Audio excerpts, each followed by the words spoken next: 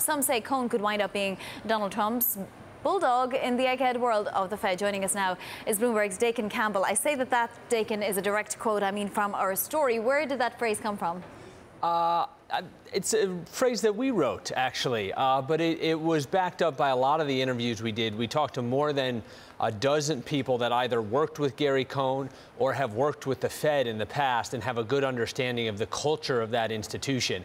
And from all we can tell, it would be a bit of a mismatch. You know, Gary is somebody who grew up on the trading floors of Wall Street, Goldman Sachs specifically, and the Fed is really known as sort of a sleepy, quiet, collaborative institution.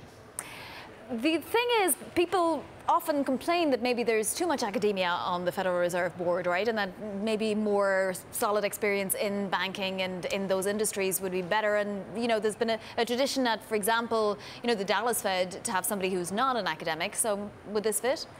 It certainly could. I mean, we are 6 months away from Janet Yellen's term ending, so a lot could change, both in terms of the political environment and the perception of Gary Cohn as a good candidate. You know, some of the people we did talk to did highlight his markets experience, and one of the points that somebody made to me was, you know, the idea is what the Fed economists are trying to do is get an understanding of the markets through macroeconomic research and data.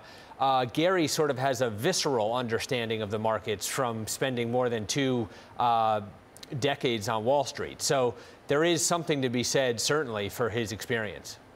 It seems a Gary Cohn Fed position would be win-win for him and Trump. I mean, for him because he'd escaped the chaos of the White House, Dakin, and for Trump, he gets to nominate another key position within a key institution in Washington. That's true. One thing to consider here is Gary is one of the leads on tax reform. So it will be interesting to see how tax reform plays out in the next few months.